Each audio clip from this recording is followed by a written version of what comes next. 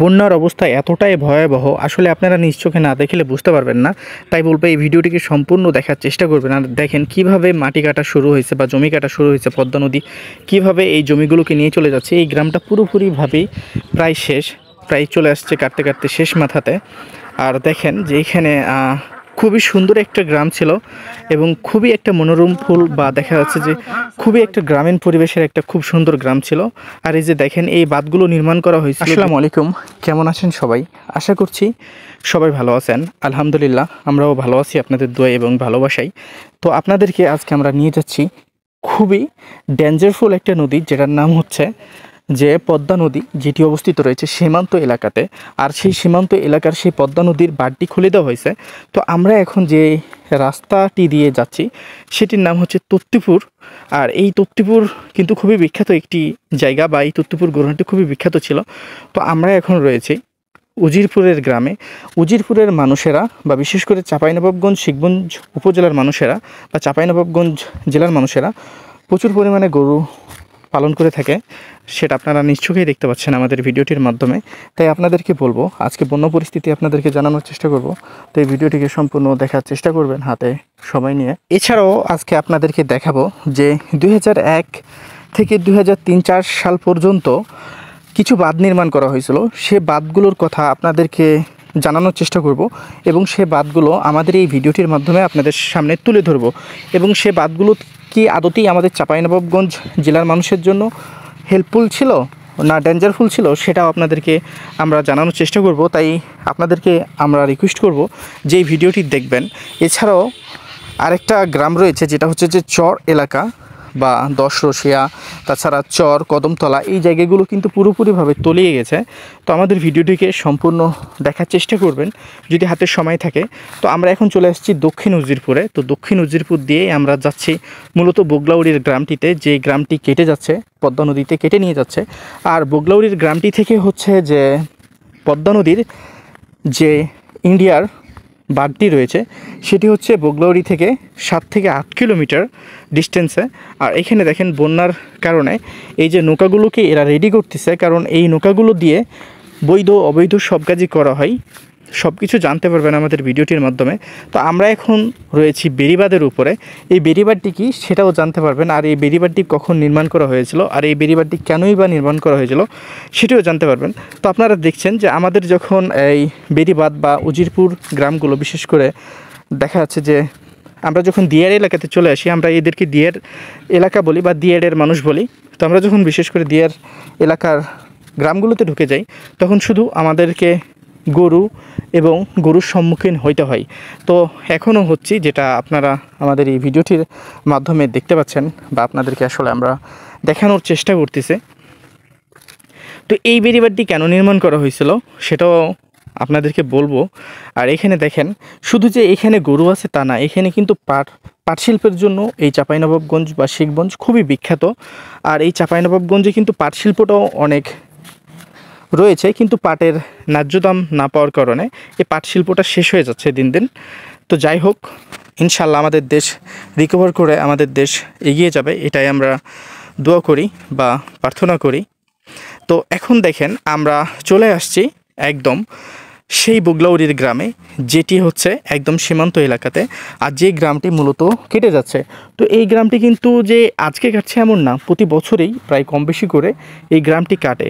কিন্তু এই গ্রামের যেসব মানুষগুলো রয়েছে এসব মানুষগুলো কিন্তু একটু লুটেরা টাইপের। কারণ এইখানে যখন সরকারি যখন কোনো কর্মকর্তা কিছু বানায় রেখে যায় তখন কিন্তু এরা কী করে, যে বস্তাগুলোতে বালু ভরা থাকে সেই বালুর বস্তাগুলো এরা কিন্তু নিজেদের মতো করে মানে নিয়ে চলে যায় নিজের মনে করে। তবে হ্যাঁ, এখানে ব্যর্থতা আছে, তারা নিয়ে যাওয়ারও কারণ আছে। তারা খুব ক্ষোভের মধ্যে নিয়ে যায় এবং খুব ক্ষোভ করে নিয়ে যায়। যখন এই বস্তাগুলো ভরা হয় নদীতে ফেলার জন্য, তখন কিন্তু এই বস্তাগুলো ফেলা হয় না, যে কারণে আজকে এই গ্রামটি এভাবে কেটে যাচ্ছে। আর যখন এই বস্তাগুলোর প্রয়োজন হয় তখন তো দায়ী না, যখন প্রয়োজন না হয় তখন তো কাছে আসেও না নদীর পাশে। আর যখন একটু আসে তখনও সেই কাজগুলোকে ভালোভাবে করা হয় না, যে কারণে দেখছেন কিভাবে ফাটাল ধরছে এই মাটিগুলো। এইভাবে যদি প্রত্যেক দিন এই পদ্মা নদীটা কাটতে থাকে তাহলে একদিন দেখা যাবে আমার বাসাও এই পদ্মা নদীর বুকের মধ্যে চলে যাবে। তো বিষয়টা হচ্ছে যে দিন শেষে আমরা এতটুকুই বলবো যে এইখানকার বিশেষ করে চাঁপাইনবাবগঞ্জের জেলা উপজেলা যারা বিশেষ করে বিভিন্ন সরকারি বড় কর্মকর্তা আছে, তাদের কিন্তু ভূমিকাটা এখানে একদম 0% ছিল, যে কারণে আজকে বুগলাউড়ির যে নদীটি রয়েছে বা হচ্ছে যে পদ্মা নদীটি যেটি রয়েছে চাঁপাইনবাবগঞ্জের, সেটি কিন্তু আজকে কেটে যাচ্ছে বা বুগলাউড়ির গ্রামটি কেটে যাচ্ছে। আসলেই কিন্তু এই গ্রামটি কাটার কারণেই কিন্তু আমরা বলতে পারি যে আমাদের চাঁপাইনবাবগঞ্জ জেলা বা শিখগঞ্জ উপজেলার যারা বড় বড় অফিসার রয়েছে বা যারা এই বিষয়গুলোকে সলভ করতে পারতো, তাদের ব্যর্থতার কারণেই আজকে বুগলাউড়ির গ্রামটি কেটে যাচ্ছে। তারা যদি এই কাজগুলোকে আগে করতো বা এই পদক্ষেপগুলোকে আগেই নিত, তাহলে অবশ্যই আমাদের এই বুগলাউড়ির গ্রামটি কাটতো না। তো দেখতে পাচ্ছেন আমরা এখন চলে যাচ্ছি আপনাদেরকে বাদ দেখার জন্য। তো কি বাদ দেখাবো আপনাদেরকে? তো আমরা এখন রয়েছি সাত্তার মোড়ে।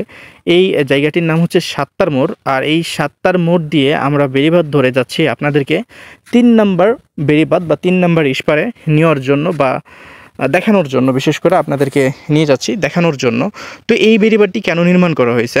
তো এই বেড়িবাঁধটি নির্মাণ করা এই জন্য হয়েছে যে পদ্মা নদীতে যখন পানিগুলো আসে, এই বেড়িবাঁধের কারণে দেখা যাচ্ছে এপারে পানিগুলো আসতে পারে না, শুধু পদ্মার পাশাপাশি দিয়েই পানিগুলো থাকে। কারণ এপারে হচ্ছে যে আমাদের দেখা যাচ্ছে যে এপারে যদি পানিগুলো চলে আসে বাম পাশে, তাহলে পুরোপুরিভাবে আমাদের এই শিখগঞ্জ জেলা বা চাঁপাইনবাবগঞ্জ উপজেলা পুরোপুরিভাবে ডুবে যাবে, যে কারণে এই বাঁধটি নির্মাণ করা হয়েছে। তো এখন আমরা চলে আসছি 3 নম্বর ইস্পার বা 3 নম্বর বাঁধে, যেটি 2001 সাল বা 2003 সাল এই সময়ের মধ্যে বানানো হয়েছিল। কিন্তু এই বেড়িবাঁধগুলো আসলে বানানো কেন হয়েছিল, এইরকম বাঁধ আরও কয়েকটা রয়েছে। 4 নম্বর, 5 নম্বর, 6 নম্বর, 7 নম্বর, 8 নম্বর, 10 নম্বর পর্যন্ত বাঁধ রয়েছে, যেটা আমরা শুনছি। কিন্তু আমরা আপনাদেরকে 6 নম্বর পর্যন্ত নিয়ে যাব। তো ভিডিওটির সাথেই থাকেন। এই বাঁধগুলো নির্মাণ করা হয়েছিল যে আগে 2001 সাল বা দেখা যাচ্ছে যে তার আগে নদীর বেগটা বা নদীর যে অ্যাটিটিউডটা, সেটা কিন্তু অনেক জোরালো ছিল। কিন্তু এখন আপনাদের মনে প্রশ্ন জাগতে পারে 2 নম্বর না 1 নম্বর 2 নম্বর কোথায়? 1 নম্বর 2 নম্বর হচ্ছে এখন পদ্মা নদীর বুকে। কারণ নদীর বেগটা এতটাই বেশি ছিল যে ওই বাঁধগুলোকে একদম উল্টায় নিয়ে চলে গেছে, পোল্টি মেরে নিয়ে চলে গেছে পানিতে। তো এই যে এই জায়গাটি দেখতে পাচ্ছেন, এটির নাম হচ্ছে 3 নম্বর বাঁধ বা 3 নম্বর স্পর। তো আমরা এখন রয়েছি 3 নম্বর স্পরে। এই বাঁধগুলো নির্মাণ করেছিল চায়নারা বা চায়নাদের হাত ধরে এই বাঁধগুলোকে নির্মাণ করা হয়েছিল। কিন্তু এই বাঁধগুলো করাতে আদতে উপকার হয়েছিল কি হয় নাই, আমরা অবশ্যই সেটা নিয়ে আপনাদের সাথে আলোচনা করব বা আপনাদেরকে জানানোর চেষ্টা করব। তো এখনও আমরা রয়েছি এই বেড়িবাঁধের উপরে। তো আপনাদেরকে আমি আগেই বলছি যে আমাদের এই চাঁপাইনবাবগঞ্জ বা শিখগঞ্জে আসলে আপনি গরুর সম্মুখীন হবেন, আর এত পরিমাণে গরু আছে যেটা আপনারা আমাদের ভিডিওর মাধ্যমে আসলে দেখতে পাচ্ছেন। এই যে এই বেড়িবাঁধটা, এই বেড়িবাঁধটা যদি বিশেষ করে অনেক বেশি পানি হয়ে যায়, এই বেড়িবাঁধটা কিন্তু ভুসড়ে চলে যাবে। কিন্তু এই বেড়িবাঁধের উপরেও কেউ পদক্ষেপ নেয় নাই। কারণ এর আগে যারা ছিল, ধরেন মন্ত্রী, এমপি, এরা যারা ছিল, তারা কিন্তু সবাই টাকা খাইছে, এই নদীর উপর দিয়ে সবাই টাকা খাইছে, কিন্তু নদীর কাজটা কোনোভাবেই করা হয় নাই। তো আমরা এখন চলে আসছি 4 নম্বর স্পটে, আপনাদেরকে দেখানোর চেষ্টা করছি বা আপনারা দেখতে পাচ্ছেন আমরা এখন রয়েছি 4 নম্বর স্পটে। এই 4 নম্বর স্পটটি এটিও সেম কাজের জন্যই ব্যবহার করা হয়েছিল। আর এই যে এই স্পটের যে জিনিসগুলো দেখতে পাচ্ছেন, এগুলো কিন্তু পাট। আমি আপনাদেরকে আগেই বলছি যে আমাদের চাঁপাইনবাবগঞ্জ নট অনলি গরুর জন্য বেস্ট, আমাদের চাঁপাইনবাবগঞ্জে প্রত্যেকটা বিজনেস আপনি চাইলে করতে পারবেন। আর এবং আমাদের চাঁপাইনবাবগঞ্জের মানুষ খুবই মেহনতি এবং তারা দেখা যাচ্ছে এগ্রিকালচারের কাজগুলোকে প্রচুর পরিমাণে করতে পছন্দ করে। আর এগ্রিকালচারের জন্য হচ্ছে যে আমাদের চাঁপাইনবাবগঞ্জের জমি আপনি যদি একের মধ্যে 1 দিতে চান, তাহলে কিন্তু খারাপ হয় না। এগ্রিকালচারের জন্য খুবই ভালো জমি, প্রত্যেকটা ফসলই কিন্তু চাঁপাইনবাবগঞ্জে আপনি চাইলে অনায়াসে করতে পারবেন। তো চলেন এখন আমরা যাব আপনাদেরকে নিয়ে 5 নম্বর স্পটে বা 5 নম্বর বাঁধে। তো সেই 5 নম্বর বাঁধটিও আপনারা দেখতে পারবেন আমাদের এই ভিডিওটির মাধ্যমে। তো বন্যার যে ভয়াবহতা এখনও কিন্তু কম। তো আমরা যখন 5 নম্বর ইস্পারে যেতে যাচ্ছিলাম, তখন কিন্তু এখানে কিছু হাঁস দেখি, যেটাকে আমাদের স্থানীয় লোকাল যেসব মানুষ রয়েছে, এগুলোকে আমরা কিন্তু বতক হিসাবে ডাকি বা বতক হিসাবে ব্যাখ্যা করি। আমি নিজেও এগুলোকে বতক বলি, কিন্তু আপনাদেরকে চিনানোর জন্য বা জানানোর জন্য হয়তোবা বলবেন বতক কী। তো এগুলোকে আমরা বতক বলেই ডাকি, কিন্তু আপনারা অনেকেই জানেন যে এগুলো হাঁস বলা হয়। আর আপনাদের স্থানীয় লোকাল ভাষাতে এটা কি বলা হয় সেটাও জানাবেন আমাদেরকে। আর এই যে এই জায়গাটি দেখতে পাচ্ছেন, মূলত এই বেড়িবাঁধটি দেখতে পাচ্ছেন, আমরা এখন 5 নম্বর স্পরে যাওয়ার জন্য আর কি এই বেড়িবাঁধ ধরে যাচ্ছি। তো এই যে মাটিগুলো দেখছেন উঠানো আছে, এখান দিয়ে 4 লাইন একটা রোড তৈরি হওয়ার বাজেট মেবি পাস হয়ে আছে, যেটা কানেক্টেড হবে আমাদের সোনা মসজিদ স্থল বন্দরের সাথে, যেটা ইন্ডিয়ার সাথে কানেক্টেড হবে, কারণ ইন্ডিয়ার সাথে যত রিলেটেড বিজনেস আছে যেন এটা হচ্ছে যে আউটসাইড দিয়ে করা যায় বা আউটসাইড দিয়ে এই গাড়িগুলোকে ঢুকানো যায়, যে কারণে এই যে মাটিগুলো তুলছে এই রাস্তার বাজেটটা পাস হয়ে আছে আমার শোনা কথা। আর এইটা 4 লাইন রাস্তা হবে, যদি 4 লাইন রাস্তা হয় আমাদের চাঁপাইনবাবগঞ্জ জেলার জন্য অনেক ভালো কিছু হবে, বা চাঁপাইনবাবগঞ্জ জেলার এই মাটিগুলো কিন্তু একটা প্রাণ ফিরে পাবে। যদিও এই মাটিগুলোর বিশেষ কোনো দাম বা খুবই যে হাই বাজেটের তা না। এখন আমরা দেখতে পাচ্ছেন চলে আসছি 5 নম্বর বেড়িবাঁধটিতে।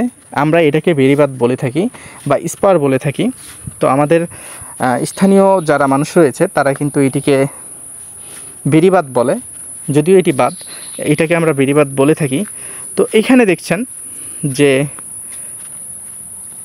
বাঁধটি প্রায় যেই দুইটা দেখছেন 3 নাম্বার এবং 4 নাম্বার সেম কিন্তু কোয়ালিটি হিসাবেই বা সেম কোয়ালিটিরই বাঁধ, এটিও সেম কাজের জন্যই ব্যবহার করা হয়েছিল।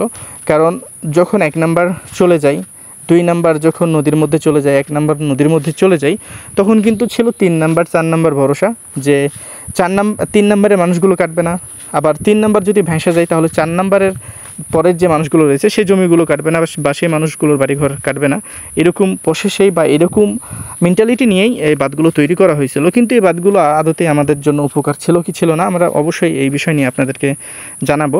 তো আমরা এখন রওনা দিলাম 6 নম্বর বাঁধের যাওয়ার জন্য বা 6 নম্বর স্পারে যাওয়ার জন্য। তো এই যে দেখছেন এই কাজগুলো কিন্তু এখন বন্ধ হয়ে গেছে। বর্তমান যে স্বৈরাচার সরকার ছিল সে থাকাকালীন এই কাজগুলো চলতেছিল, বাট এখন কিন্তু বন্ধ হয়ে গেছে। তবে আমরা আশা করি যে আমাদের এখান থেকে 4 লাইন চালু হবে, আর এই 4 লাইন যদি চালু হয় তাহলে একদম এই জায়গাগুলো খুবই কিন্তু ভালো একটা দামের জায়গা হয়ে যাবে। তো আমরা এখন প্রায় চলে আসছি 6 নম্বর বেড়িবাঁধটির কাছে। তো এইটা হচ্ছে যে 6 নম্বর বেড়িবাঁধের মোড় বা বাজার বলতে পারেন। আমরা এখন যাচ্ছি, আর যাইতে যাইতে দেখতে পাচ্ছেন যে আমরা গরুর সম্মুখীন হচ্ছি, কারণ এখানে তো কী পরিমাণ গরু আছে সেটা আপনারা আমাদের এই ভিডিওটির মাধ্যমে দেখলেন। তো দেখেন আমরা এখন চলে আসছি 6 নম্বর স্পরে। এই 6 নম্বর যে বাঁধটি রয়েছে এ বাঁধটিও সেম কাজের জন্যই বানানো হয়েছিল, যে যখন 5 নম্বর বাঁধটি কেটে যাবে তখন 6 নম্বর বাঁধটি ভরসা থাকবে। কিন্তু এই যে 7 নম্বর 8 নম্বর 9 নম্বর 10 নম্বর বাঁধগুলো, এগুলোর আদতে আমরা খোঁজ পাই নাই, বাট শুনছি আছে, কিন্তু আমরা ঘুরেও এই বাঁধগুলোকে আমরা চোখে দেখতে পারি নাই। তো বন্যার পরিস্থিতি কিন্তু এখন নর্মাল রয়েছে, তবে যে আকারে বেড়িবাঁধগুলো বা বিশেষ করে বাঁধ বা সুইচ গেটগুলো ছাড়া হয়েছে আমাদের চাঁপাইনবাবগঞ্জবাসীর জন্য এটা ডেঞ্জার না। তবে হ্যাঁ, কদমতলার যে বিশেষ করে চর এলাকাতে বা পদ্মা নদীর মাঝখানে যে গ্রামগুলো রয়েছে সেগুলো ডুবে গেছে। তো আপনাদের এক্সট্রা বোনাস হিসাবে এই ভিডিওগুলো দেখেন, এই যে এই মাছগুলো আপনাদের ঢাকায় যাবে বিভিন্ন জায়গাতে। আর আমি বলি যে যে বাঁধগুলো আর কি নির্মাণ করা হয়েছিল এগুলো আদতেই আমাদের কাজে আসে নাই, বরঞ্চ কাজের চাইতে আমাদের ক্ষতি বেশি হয়েছে। তো যাই হোক, ক্ষতি যখন হয়েছে সেটা বড় কথা না, তবে এখন সেই জায়গাগুলো পর্যটক এলাকা হিসাবে আর কি ব্যাখ্যা পেয়ে গেছে। তো আপনারা এই ভিডিওগুলোকে দেখেন, এরা মাছের জন্য কেমন ঝগড়া করে। আর আসলে আমার ভিডিওটি কেমন লাগছে অবশ্যই বলবেন। আমার উপস্থাপনা কিন্তু এতটাও ভালো ছিল না, আপনারা আমাদের এই ভিডিওটিকে দেখতে থাকেন, এগুলা মনে করবেন যে এক্সট্রা শট আপনাদের জন্য বানানো হয়েছে। আর এই যে এই মাছগুলো দেখছেন, আসলে আমি অনেক মাছের কিন্তু নাম জানি না, কিছু বাইলা মাছ আছে, কিছু চিংড়ি মাছ আছে এবং কিছু পিয়ালি আছে। এই মাছগুলো কিন্তু 250 টাকা কেজিতে বিক্রি করতেছে পাইকারদের কাছে। তো এই মাছগুলোর দাম আপনাদের এলাকাতে কেমন, চাঁদা মাছ এবং হচ্ছে যে পিয়ালির মাছ, এছাড়া চিংড়ি মাছ এবং হচ্ছে যে কিছু ঘেরা মাছ এর সাথে রয়েছে। তো অনেক ধরনের মাছগুলো আর কি এখানে আছে একসাথে মিশানো। তো আপনার এলাকাতে এই মাছের দাম কেমন অবশ্যই জানাবেন। আমাদের এখানে 250 টাকা কেজি দরে বিক্রি করতেছে পাইকারদের কাছে।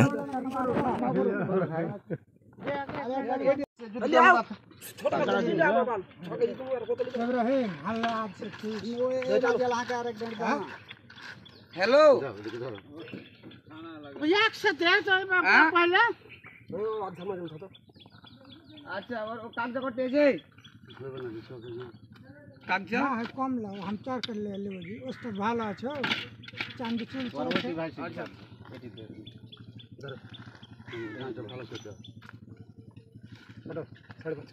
ये रुबेल देखो मस्त पानी पानी फिट खाएगा तो ये मस्ती दे लोगे इंग्लिश में गाना करो ओ ये बन जा इंग्लिश देख ले देख पानी बता ले हैं 500 ऐसा पैकेट लो रेट उठा ए पैकेट लो 500 ये पैकेट लो 520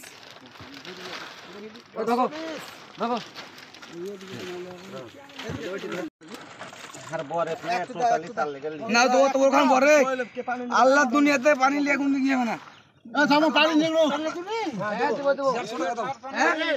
দাও লিলু সব আমি ना सब জায়গা সব के लाभ छबे বাদ দিয়ে দেব ঢাকা কি হলো एक झाका सब না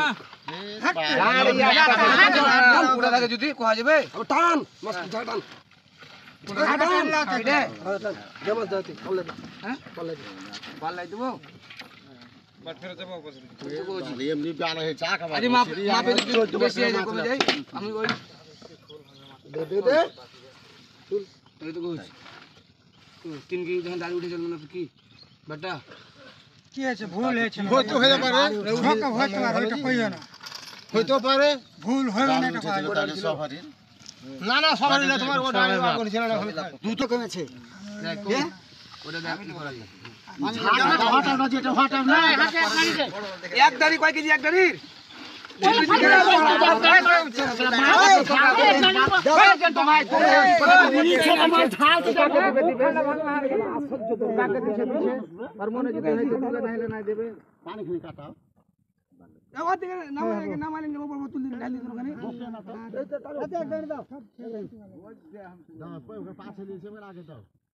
दो केजी करो छोटो कर दो 1.5 केजी करो दे दो एक गाड़ी दे दे আর দিছ বাত আছে ও আতো কে রাখা আছে আর আজকে কি ভিতরে মাছ ना ना हम हाके सब ले गाड़ी एक चलते तेरा मास्टर तू মাছ কি না माछ खाओ चलो মাছ নাই माछ खाओ तो चलो तू एखा तो चलते नहीं एखा तो खेल छ माछ দাও দাও দাও ना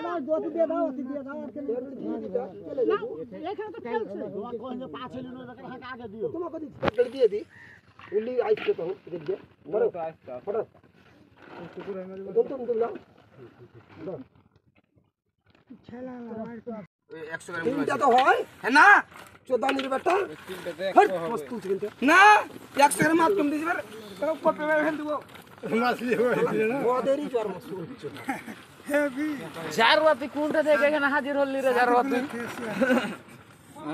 হাজির হলি তো আগে কইছি তুই ওকে চাপে তো কি সব দেখাইয়ে দে আর তো মনে লাইনে আছে এখন দৌড়িয়ে চলে আসছে ইয়ারেতে দিব না তাহলে কি করতে তুমি ও না দিলে তো আর জোর করে দিতে পারবো না দাও দাও দাও চলো তোমার যা বুদ্ধি দাও কার কি বুদ্ধি তো এই লেগে সালা ভালো বলছো ভালো মানুষের দুনিয়া লয়